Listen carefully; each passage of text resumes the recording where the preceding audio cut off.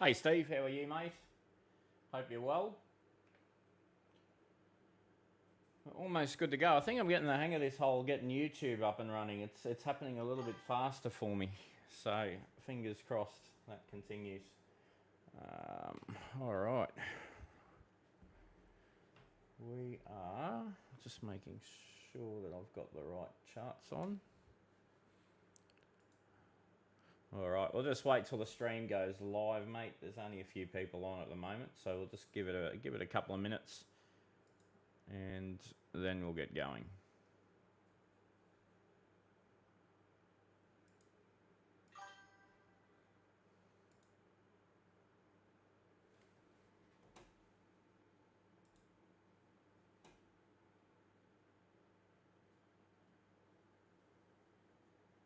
Hey hippie, how are you?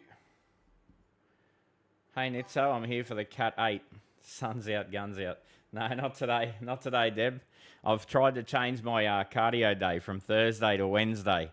I want to change it every week because at the moment, Thursday is my worst day of the week, and it's actually my easiest work day of the whole week, so even easier than the weekends, Thursday, because I do nothing except for the regional forecast. So they can be over and done with, and I've got the day to myself, basically. So, and then I have to spoil it by doing cardio. So I hate it. And so someone mentioned it to me. Why don't I swap cardio day every day and change it around?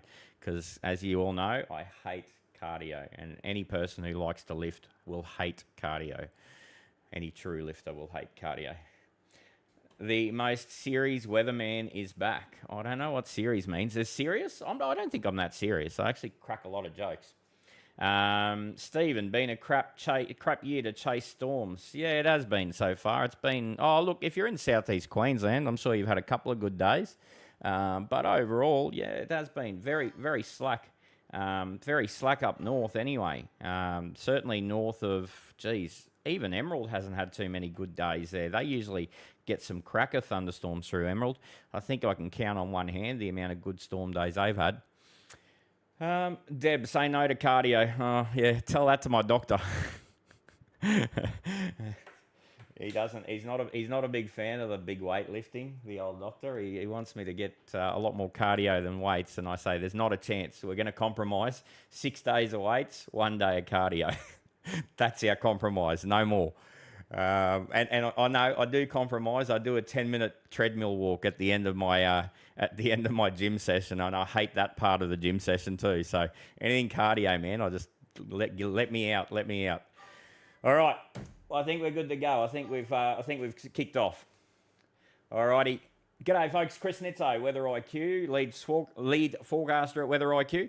We're going to discuss today, obviously, the main topic of discussion for our WA folks, although last time we didn't have any WA folks on, so I'm hoping tonight at least the word got out that we do these and we don't just focus on Queensland. WA's got a fairly significant low that's going to push off the Broome coastline and then come down towards the Pilbara coast and probably make landfall. If not make landfall, we're going to see the core of the system impacting the coastline. Over in the east, there's been a lot of bullshit. I don't know what is up with these Queensland pages. There's a lot of bullshit. A lot of bullshit. And not much substance to that bullshit. But I will talk to you about why that bullshit is occurring and the fact that it might be bullshit right now, but there are some signs there, longer term, that things might get going. So we'll go into that a little bit. I don't want to deal with specifics and particulars because we don't really know yet, right? But what we do see is certainly some interesting dynamics in the Coral Sea in, say, 2 to 3 weeks' time. All right, so a long way away. We don't really see too much interest in the dynamics in the next 7 to 10 days. But that hasn't stopped a lot of bullshit from coming out on social media at the moment about cyclones threatening Brisbane and God damn, I don't know what's going on with these Queenslanders. Far out. Something in the water over this side of the country. There's a bloody cyclone on WA's doorstep. You don't hear them panicking. And meanwhile, I've heard that Brisbane's already started to raid the shelves at Woolies and Coles. I mean, what the hell's going on? All right, that's my rant. We're going to get stuck into the Coral Sea first. because I understand that while the WA system's the most important system, we've got a lot more Queenslanders on that watch this. So we'll get rid of those guys first, and then we'll get stuck into WA and probably do a fairly in-depth discussion about what's going on over there. All right, we've got our major sponsor, top left, Fair Dinkum Builds, Townsville. We thank them for their sponsorship. If you're in the market for a shed safe accredited shed, check those guys out. And we are not funded by the government. We are funded entirely by the generosity of our subscribers. So if you'd like to subscribe, there's a website up there, weatheriq.com.au/subscribe. Check that out. And we have a subscription service that goes through in depth every single day. We forecast for the wet season for the areas that are getting major weather, plus all the different areas of Queensland every single day. All right, so that's what we do for the subscribers. So today there were 6 or 7 videos there for them. So they've been told everything that we're about to talk about. All right, so that being said, let's get stuck in. Here is a chart. This chart shows us what are the chances of a low pressure system being located within 300 k's. Now, obviously, we know that there's a WA system, so I want to focus on the Queensland one where we don't know, all right? So here, there's a very small, by the way, these are the probabilities down here, okay? So anything that's red, orange, pink, we don't care. In this side of the equation, we don't care. What we start to care about is yellow. Yellow means that there's a small chance that something might pop up there. Green, there's a reasonable chance something will pop up there. Blue, there's a good chance something will pop up there. Let's try that again, Nitso, with people being able to see the chart. There we go, that's better. All right, so these ones here, we don't care. This one here, we sort of start getting interested. This one here, we're a little bit interested. This one here, we're very interested. And then here, we're extremely interested. We're locking it in, all right? So we can see the only place in Australia where we're locking in a low right now is WA. Nothing else is locked in, all right? So that's the first part of the dispelling the bullshit. Nothing else is locked in except for WA. All right, as we go into the next couple of days, and I'll just make sure that we've got the time frame up here. So between now and Sunday, you can see we might be getting a little bit interested in the Eastern Coral Sea. As we go into Monday, yeah, we're a little bit more interested in the Central Coral Sea. So what's happening here is generally we're seeing a low that's moving westwards across the Coral Sea, or a trough that's moving westwards across the Coral Sea. None of that has changed. It's just the structure of the trough has changed, and I'll show you the structure when we go into it in a bit more detail. On Tuesday, we see that little low or trough area just begin to stall. So Tuesday, 10th of February, it just starts to stall just off the coast of far north Queensland. So that little trophy low just stops there. It stops dead. It doesn't keep going west. It just sits there for a bit. As we go into the 11th, Wednesday, we see a general southerly motion of that trough. It might be very, very close to the coast and helping to drive a lot of showers. It might be 150, 200 k's off the coast, in which case it's keeping all the showers away. So we don't really know exactly where it's going to be, but it's going to be somewhere in there. It's going to be very weak. There's no real sign of tropical cyclone development out of it. As we continue, we can see the trough decays. Now, this isn't the system the crazies are going crazy about. Okay, this is a completely different thing. Before the crazies do their crazy Brisbane cyclones, this is happening. Okay, so this isn't the crazies system. This is the one that's probably the more likely system to actually form. All right, that's why the crazies probably haven't cottoned onto it. Now, longer term, what we're seeing evidence of is another low developing around Vanuatu. That system doesn't start developing until mid to late next week. And you can see that we have less than 10%, or around 10%, chance of that low coming towards the central Queensland coastline. We also have 10% chance that there's a low somewhere else in this entire region. So what are we going to do here, folks? Let's have a think about this quite sensibly, without the hype. Why would we show a scenario where we've got a Category 3, 4 or 5 cyclone on the Queensland coast, wherever it is, when we have a 10% risk of a low, not a cyclone, a low, being located between Cooktown and Brisbane? Why? Because we want to hype shit up, because our pages are monetized, and that's how we make money, by getting people to click and send it on to their mates, because they get paid for every set of eyeballs that sees their hype post. All right? So that's why we post category 3, 4s and 5s coming down the coastline when there's no real solid evidence there of that happening.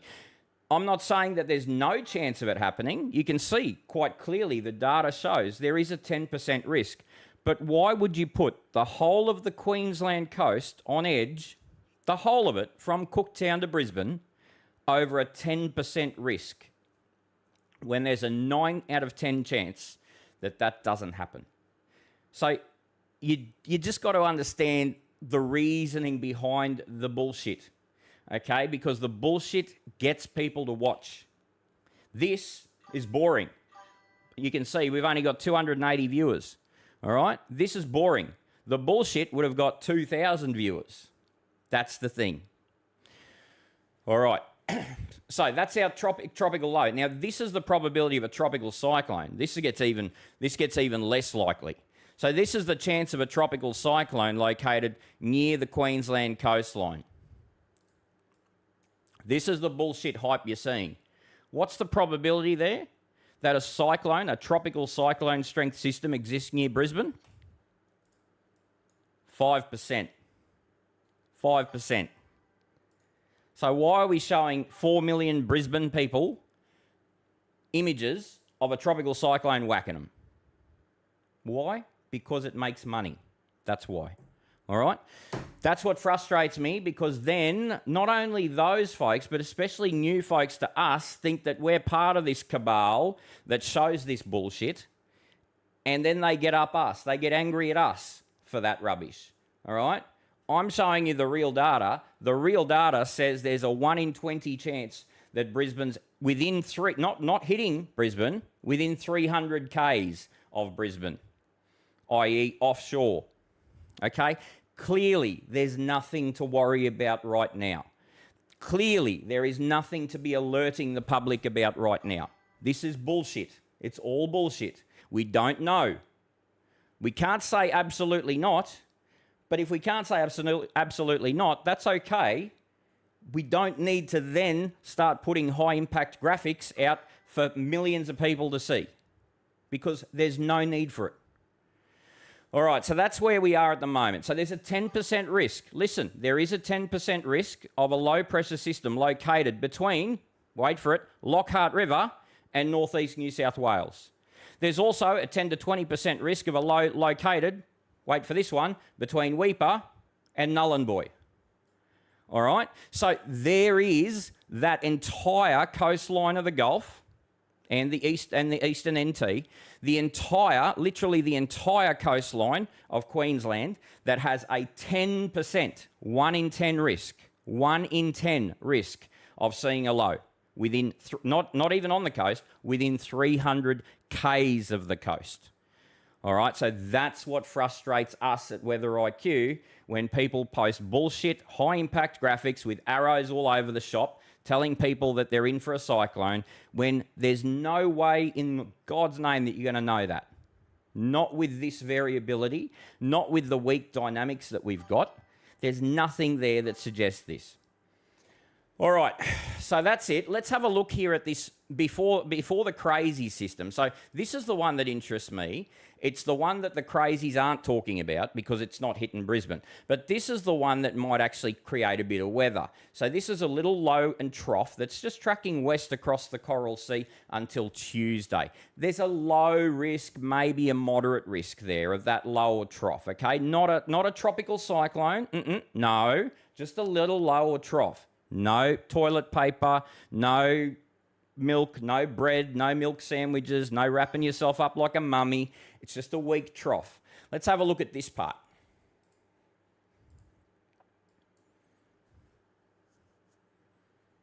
Blood's boiling. I'm not even pre-workout. Today was cardio day, so no pre-workout on cardio day. All right, so let's have a look here at what happens here. And we're going to use maybe just a touch higher than the surface of the Earth. We're going to use about 500 metres up. We're going to use the wind field here because it takes friction out of it, so we can have a better idea of what's actually going on in the atmosphere. What we can see here is very, very weak dynamics. There's nothing here. There's nothing here. It's just a very weak trough. The monsoon is dead. The monsoon died today. So there's no sign of the monsoon up here, and it's just a weak, what we call equatorial trough. Now, as we move into Saturday and Sunday, the southern part of that trough, see how there's a little bit of rotation in the southern part of that trough, just off the coast of Cape Melville? Yeah, now what happens here is interesting because what we're going to see, I'll just keep getting beeped every time someone posts a comment. So I just want to stop that from happening. Just give me a second.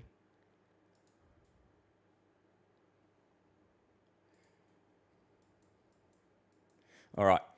So what we're looking for here is the southern part of that trough potentially beginning to rotate. And as we go through Saturday and Sunday and Monday, see how we've got these sort of like multiple rotational centres. So that's our trough. That's that little yellow you just saw on your screen just before. So you can see that's our little trough just here. And inside it, there could be two little embedded circulations.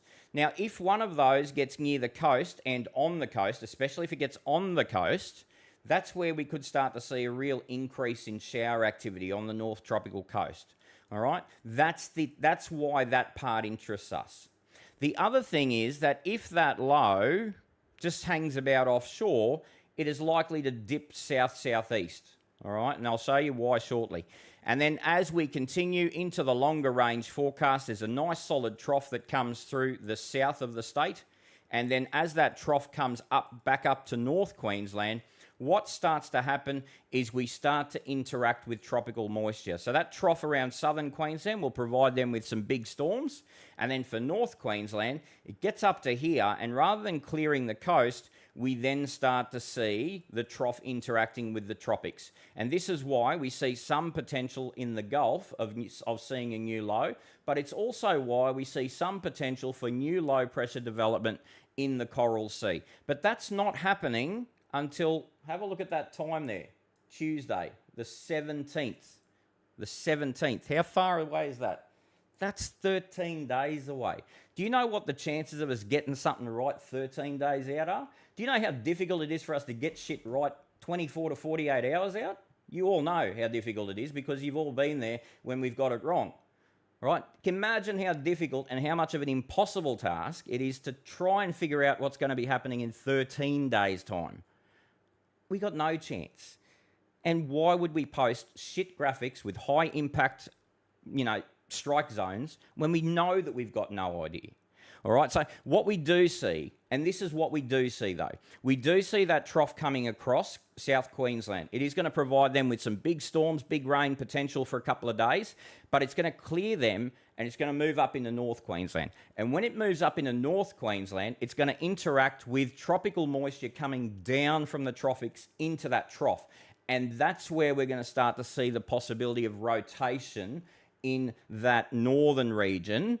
And that's why when we go to here and the Google Weather Lab, we can see that longer term, so this is our little trough, this is our little trophy low coming towards the coast. And you can see in some models it makes the coast. Look at that, one little dot that makes the coast there. Very weak, just a little low and trough, but makes the coast. In a lot of the other models, it just sort of hangs about. Now, the interest part comes longer term when that trough starts moving up the coast. I'll just bring that. Let me try this. You're just not getting the dates there. I want you to see the dates. All right, so there's our dates, okay?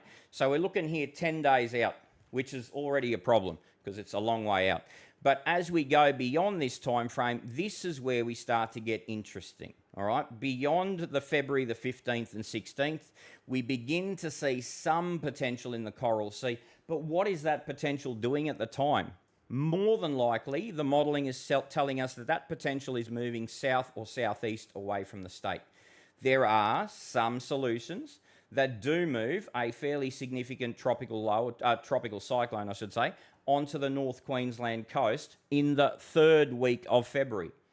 But the probability overall is down around 10%. And we're not going to make decisions, well, I hope you're not going to be making decisions on something that has a 10% chance of coming off.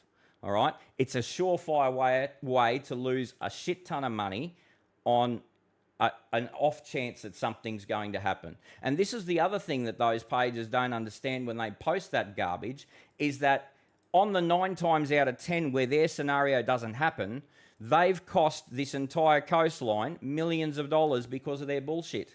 Because people then cancel plans. People then go, oh shit, there's a cyclone.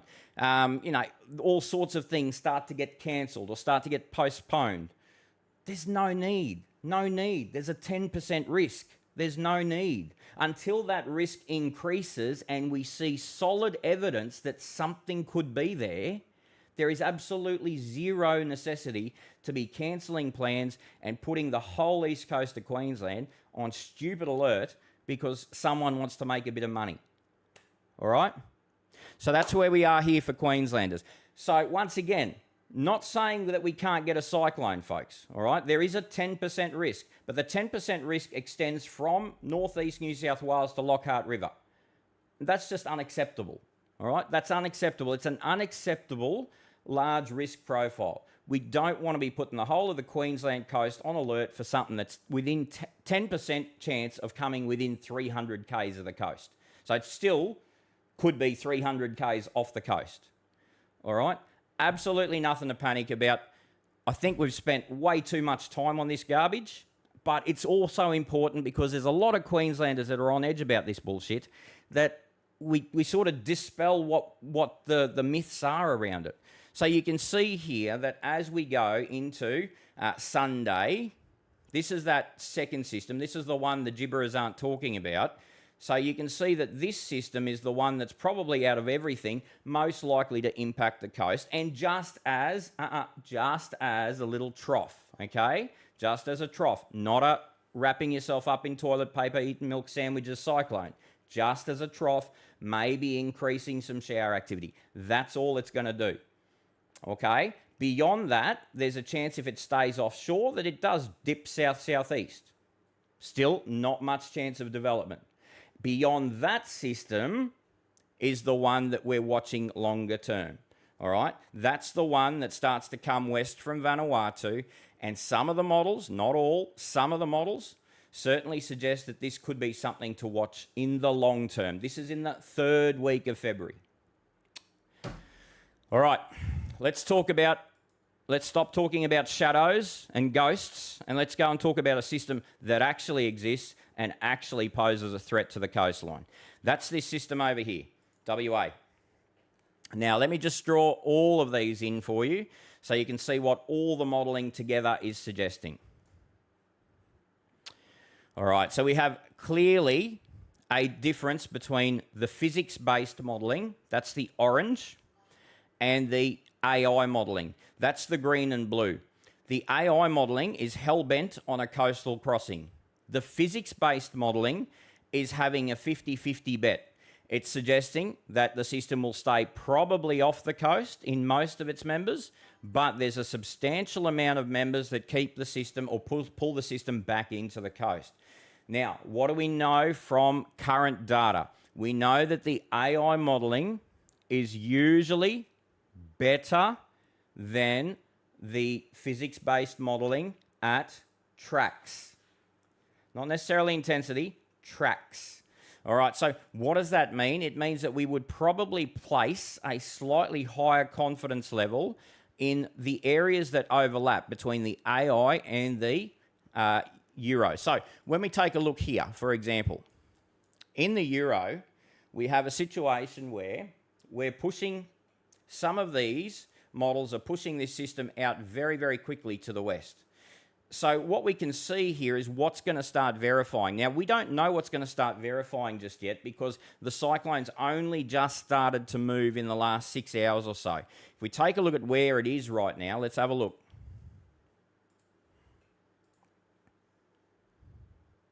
We'll use Halls Creek as the overlay. I think that'll be the one that'll get it better than most. And see where it is there without the models. All right, so the Bureau's placed it in there, I think. Let's have a look at what we can see here in the last couple of hours. Yeah, pretty close to exactly where the Bureau's got it there. Maybe just a touch further east. But anyway, it's right in that spot, so it's now into WA. So from here, the system moves to the west. You'll notice that the actual amount of cloud cover that the system's producing, there's a nice little convective bloom to the south, but overall it's not producing the amount of rain that it was producing over in the NT side. And that's because today, oh, sorry, I don't know if you can see that there actually. So let's try that again. So today, that's our system there, by the way. Sorry, we're dealing with two different resolutions, so I can't transmit to you in 4K, but I've got 4K in front of me. So today, we've got a system that's located here, but today the monsoon died, all right? So there's no monsoon across the top end anymore. Yes, there's still plenty of showers and thunderstorms, but the actual monsoonal flow, finished, gone, finished. It's become very shallow, and it's pushed back to the west. All right, so the idea here is going to be that this system from here will move west in a westerly direction and get off the Kimberley coast. When it does that, we will have a much better idea once it starts moving about how far west the system will go, because what we're seeing evidence of here at the moment are two sets of modelling. One set of modelling, we go back to our weather lab, one set of modelling wants to pull the cyclone very quickly to the west. That's these ones here. So notice here that the cyclone pushes very, very quickly to the west here. And in almost every one of those, the system misses the coastline. Let's say, hypothetically, the system doesn't move as quickly to the west, and that's these ones here. What does the system do with these ones here? You can see in the majority of model members, while even the orange model isn't hitting the coast, it's getting mighty, mighty close this time around. So a lot of it comes down to that thing we've been talking about now for a long time. How fast is the system, when it starts moving, how fast does the system move to the west as it goes? All right, that's what we don't know just yet. We don't know how fast that system will translate westwards, and therefore we can't speculate right now about the exact coastal crossing, because a lot will come down to the time where it is when it gets off the coast. All right, so when it gets off the coast. We know where it's going to be when it gets off the coast. It's going to be somewhere around between Koory Bay and 80 Mile Beach. But we don't know when it gets off the coast. And that 6 to 12 hour difference might make quite a significant difference in the forecast track. And you can see here, I'm going to bring the time frame back down into screen so you can see the times. So when does the system get off the coast? The system gets off the coast from as early as Friday morning, WA time, through to as late as Friday night, WA time. So sometime on Friday, but that sometime part is important. The later on Friday, the more likely it is to come onto the coast down the track. The earlier on Friday, the more likely it is to pass further to the west. As we continue, we see the system basically continues to move north of the north of the Pilbara, and by Saturday, the system should be located in the vicinity of Port Hedland. Now, I say in the vicinity, i.e. within that 300 kilometre mark, right? So 300 kilometres is our sort of magic marker. Now, the system is going to be about 250 kilometres in diameter.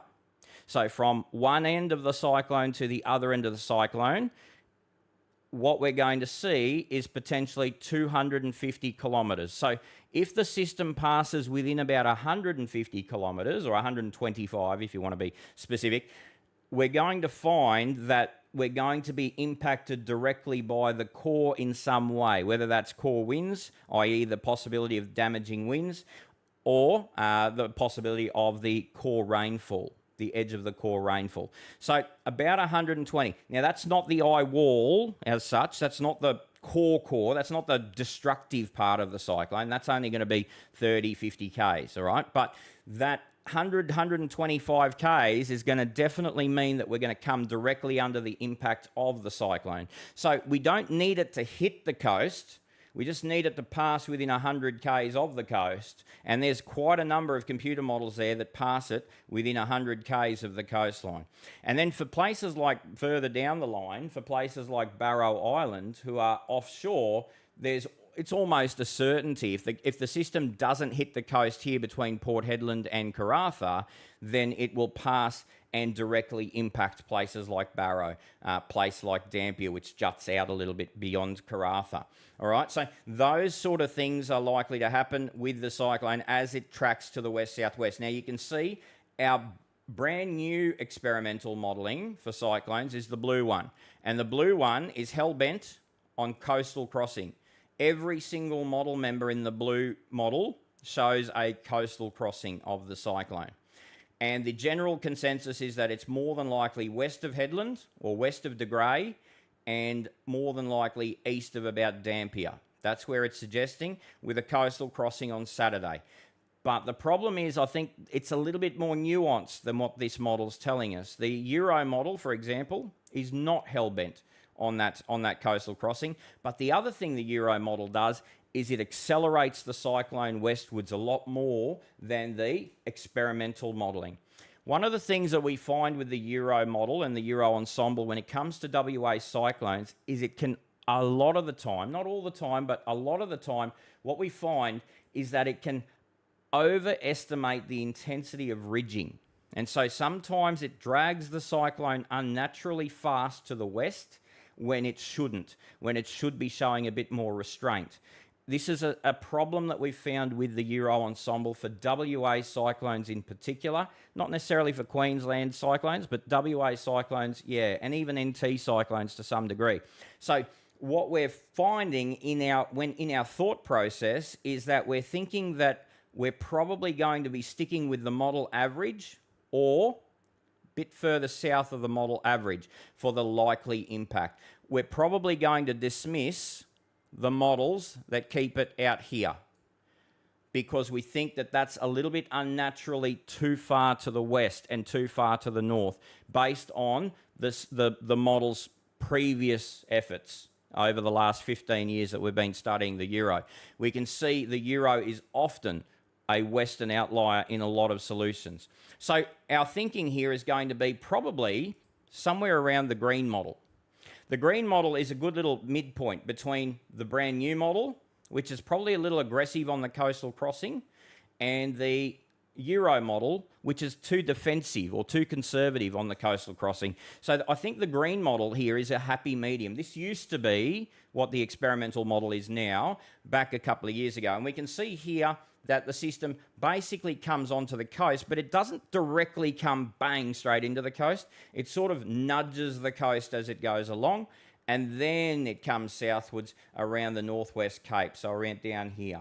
Okay, so that's probably the scenario I am leaning towards, but I understand that it's fine margins here. All right, very fine margins. It's not as if one model's showing it going west, the other one's showing it going east. It's just they're all showing it doing the same thing. There's just slight variations in that thing that create fairly significant differences in who gets the actual centre of the cyclone. And with this cyclone, the big understanding needs to be, where is the rain?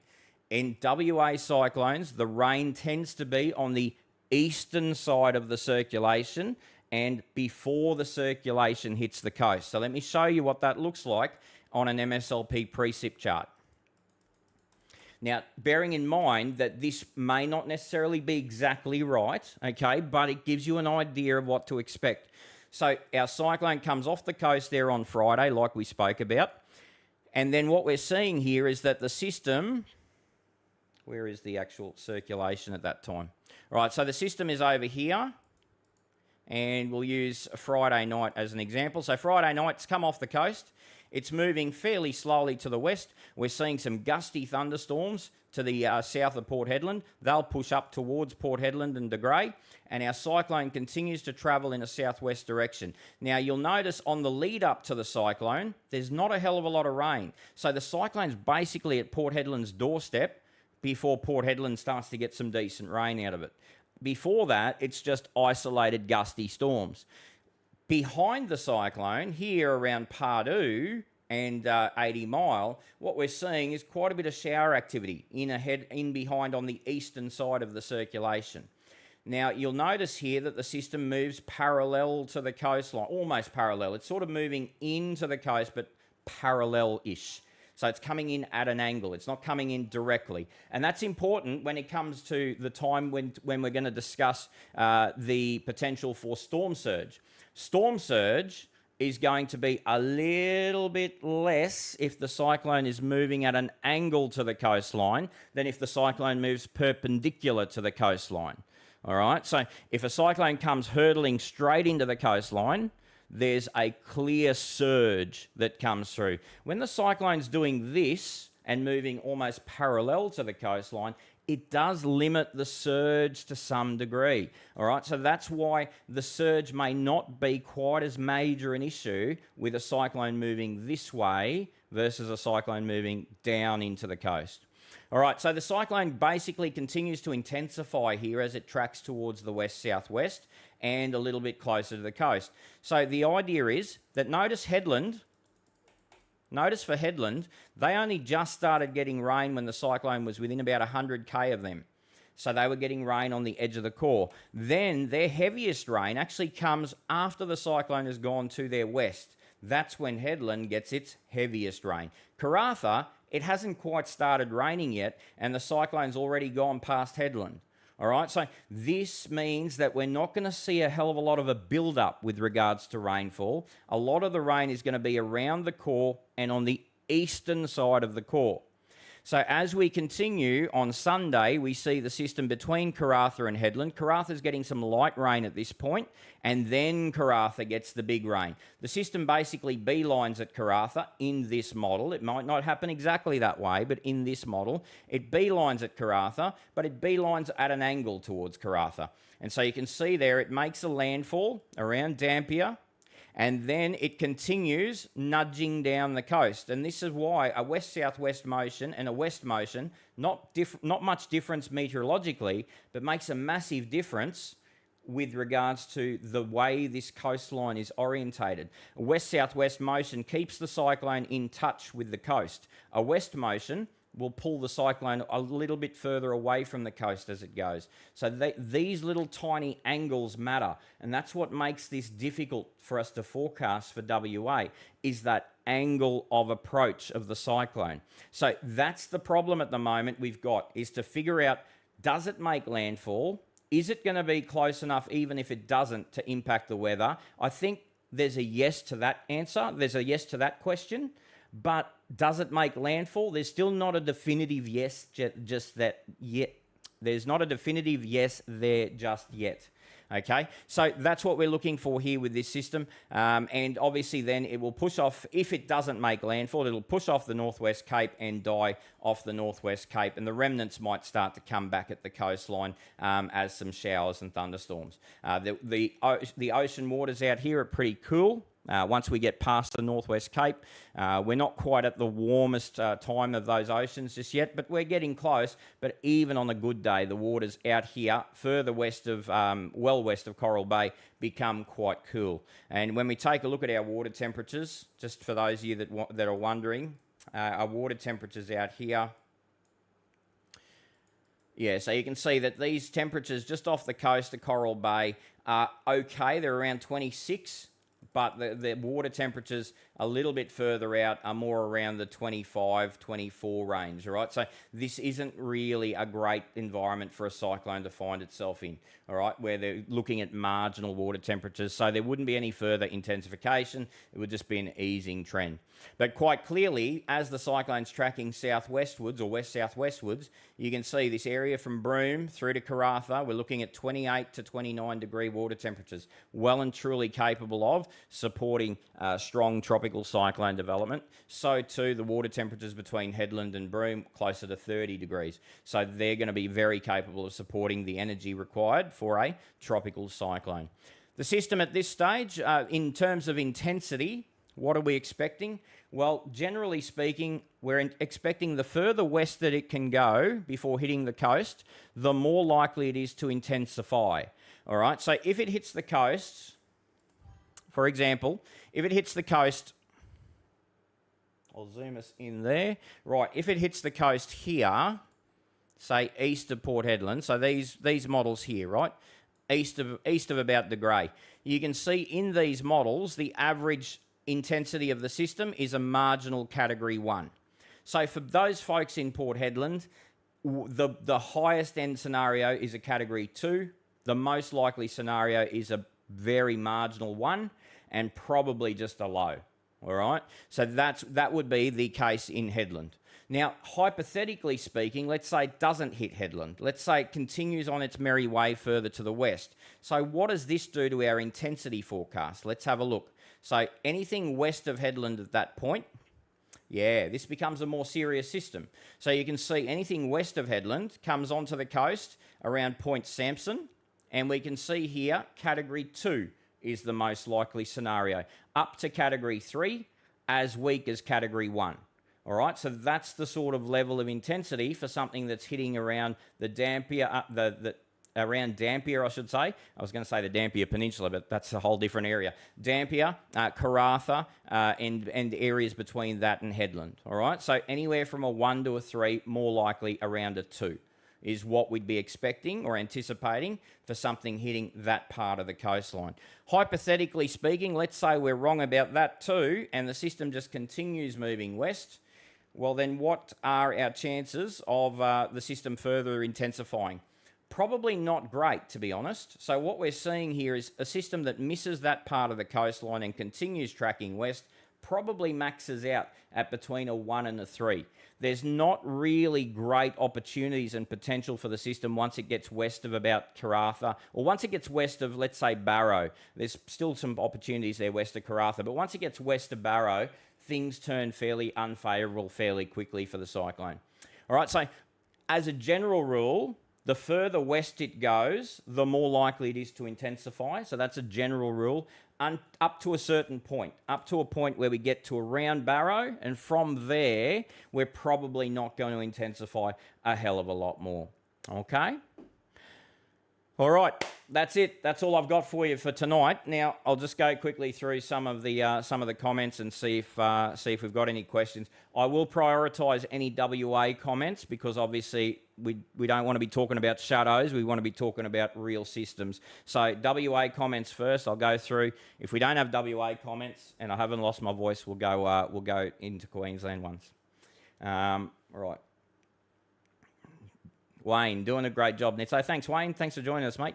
Emerald storm deprived. Yeah, they will be. They will be for a little while, I think. Yeah.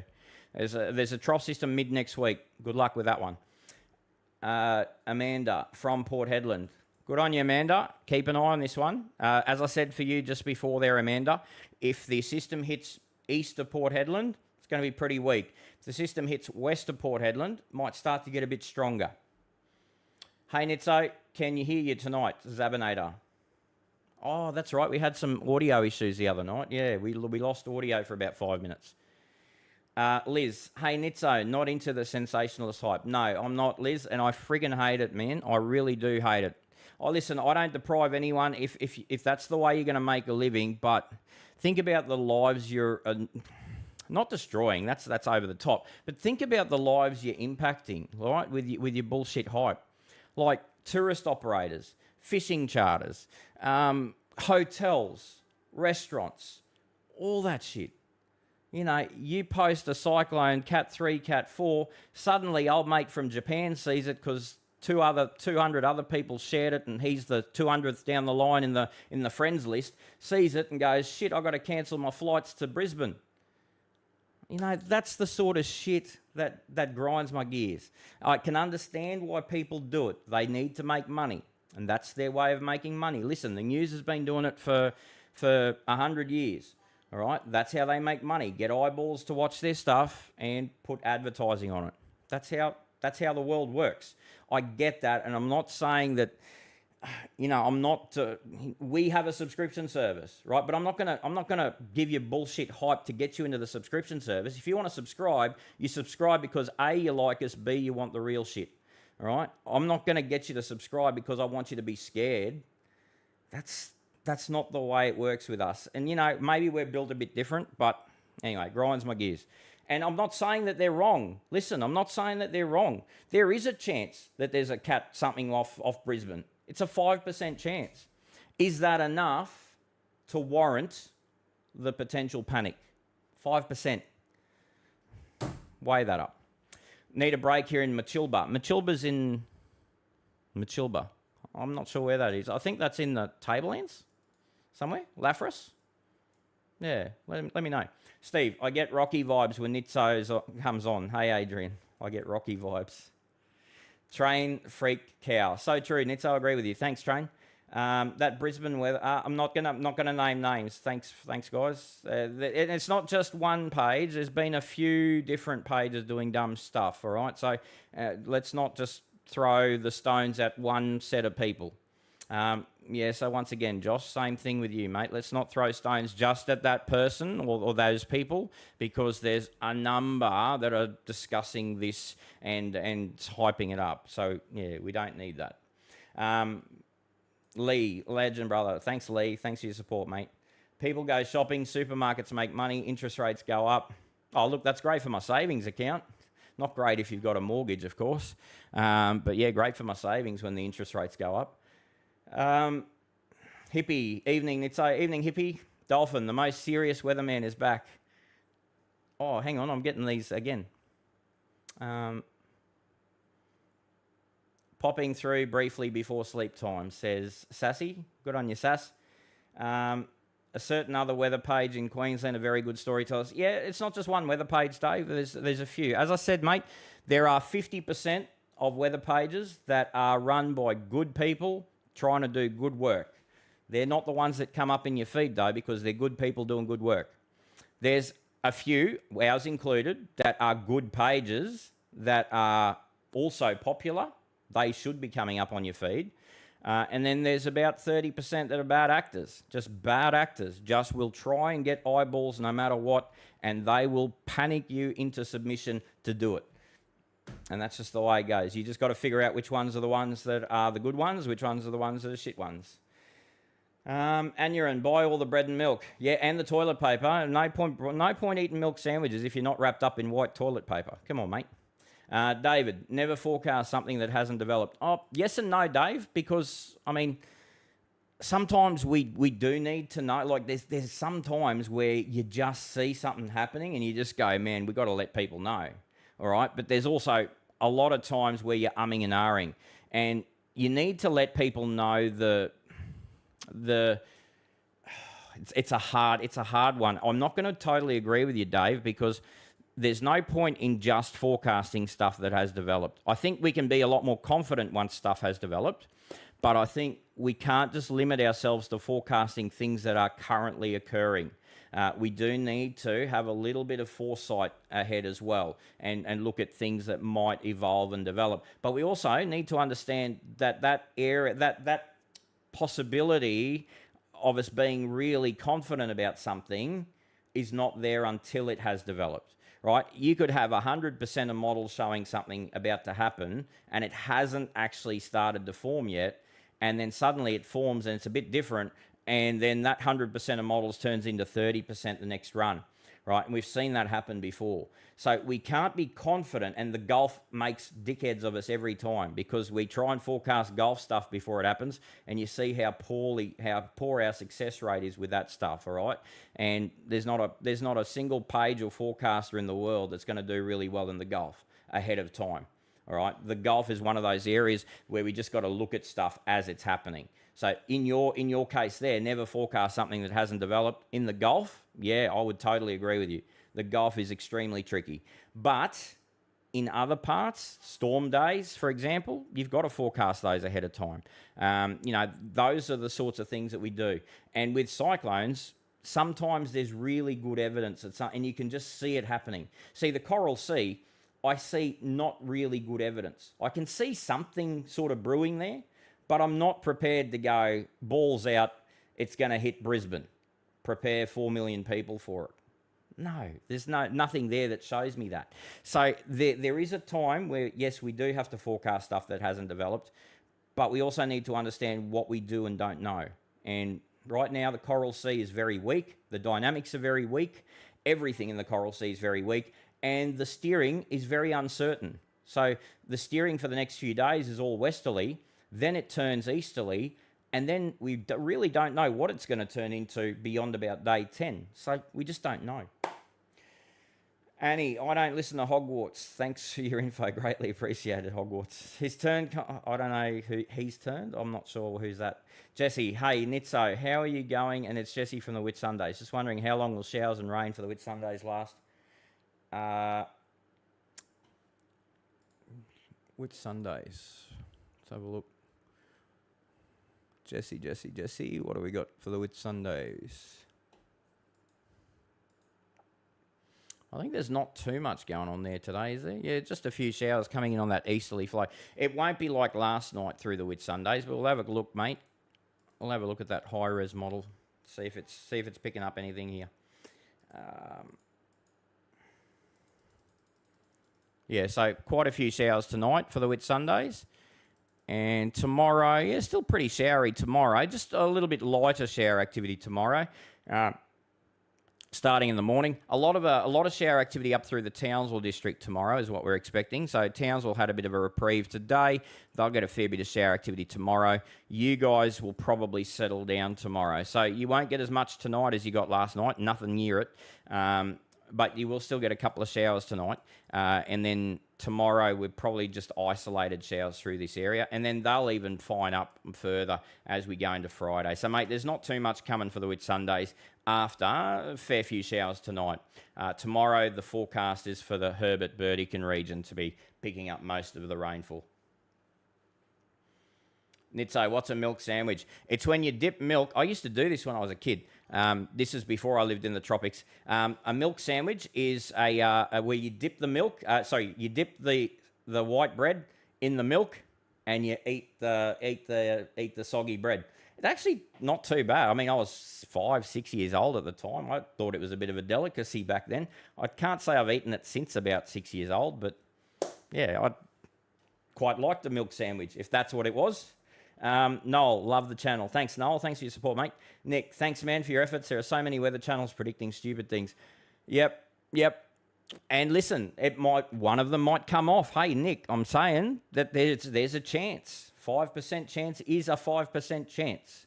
But it's not enough. Not enough evidence. Not enough support to be putting balls out with big cyclones right next to Brisbane. Okay, that you're right. That's just predicting a stupid thing. If it comes off, kudos. But listen, you wouldn't see us doing that even if it came off this time, because it's just not a smart way to predict stuff. Fee, thanks, Nitso. Always much appreciated. Thanks, Fee. Bit of a report of rain in Mackay and the Pioneer Valley. Yeah, Dale, that should be, listen, as we just said for the Whitsundays, we've had significant rainfall there, right? 100 to 200 mils, but we're expecting to see a little bit more tonight and tomorrow morning. We're not anticipating the level of rainfall that you've had there. Okay, so we're not looking at huge numbers for that entire region through the next couple of days. What you've had was quite major last night into this morning, and we're probably looking at another, as you can see there on the screen. Hopefully, let me just make sure you can see that on the screen. That's better. Yeah, so you can see there probably another 20 to 50 mils over the course of the next day and a half, 2 days. Most of that's going to fall either overnight tonight into tomorrow. The heavier shower activity will contract north into the Herbert-Burdekin tomorrow. Okay?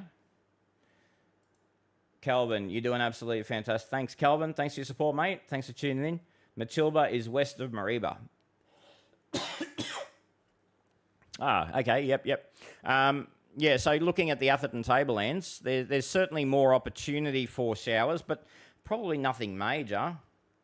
So there's Mariba. Matilba will be somewhere between Mariba, Dimbula maybe, or Mariba and Chillago. The idea is probably nothing too dramatic here expected for the region. We're going to see showers on the coastline. We're going to see a bit of drizzle patches inland. We're going to see some heavier shower and storm activity back through Georgetown, but that's, I think, well west of Matilba. And then, generally speaking, just a few showers on the coast will continue, maybe a couple of storms as we go into early next week, with excuse me, with the potential destabilisation of the atmosphere and those little troughs that are hanging about near the coast that we talked about. So nothing too dramatic there for Matilda, mate. Not in the next week.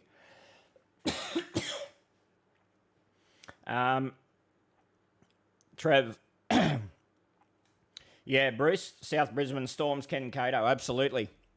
We definitely rate that page. Fantastic page, knowledgeable page, and on the ball too. Ken does some fantastic work actually with the with his own scripts, and actually creates his own charts, which is pretty. I was going to swear, pretty freaking fantastic to have someone with that sort of programming knowledge that can create his own charts. It's and very handy. Sorry, folks, I'm starting to lose my voice, so we might just prioritise any WA questions here for the rest. Scott Innisfail, mate, nothing crazy, but we do get some pretty good rain. Excuse me, in that area, 1 to 200 would be what I'd be anticipating, and most of that'll be falling on just off the top of my head, Friday and Saturday. Yeah, Friday and Saturday. Yeah, they're your days in Innisfail, mate. You'll get some pretty decent rain there. Live in FNQ. Love supporting you and love listening to your report. Thanks, Jenny. Yeah, Matt, it was very intense. Some of that rain and storm activity, just south of Bowen.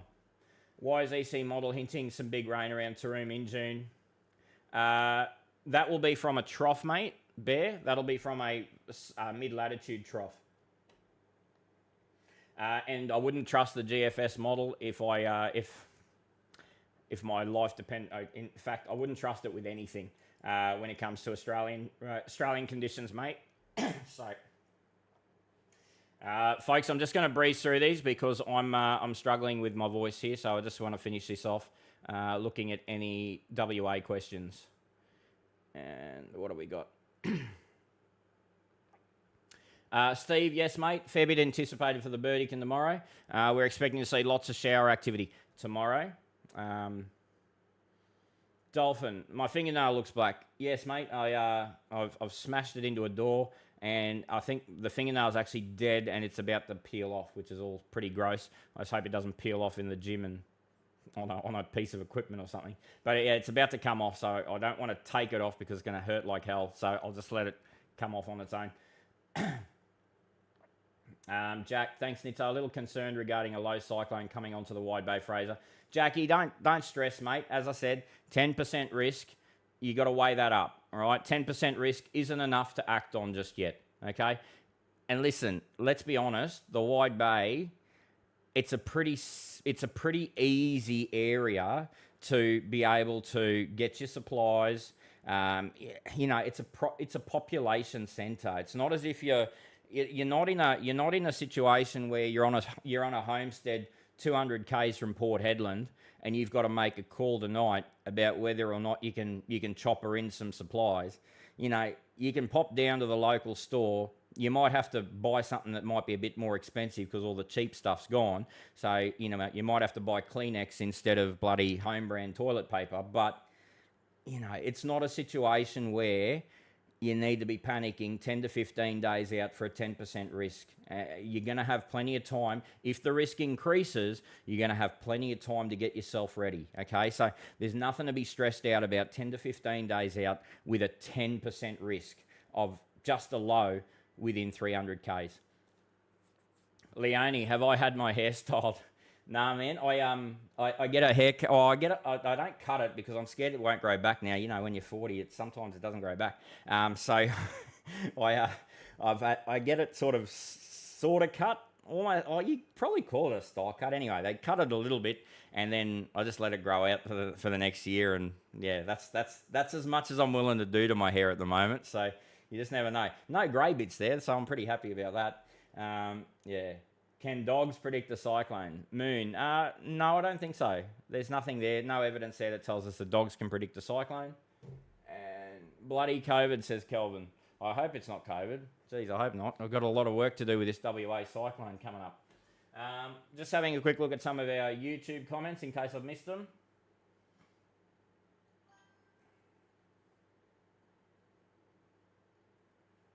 No, I haven't missed any. Thanks very much for watching tonight, folks, and I'll have another chat to you in 2 nights' time because the WA system is going to dominate proceedings for the next little while.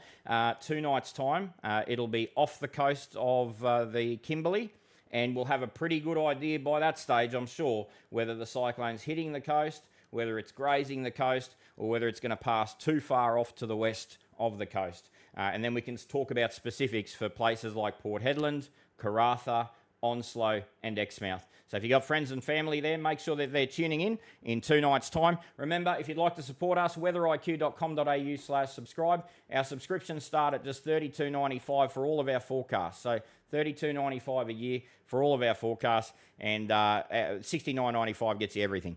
All right, so it's not going to break the bank, and we thank you very much for your support. Thanks for watching tonight. We'll talk again.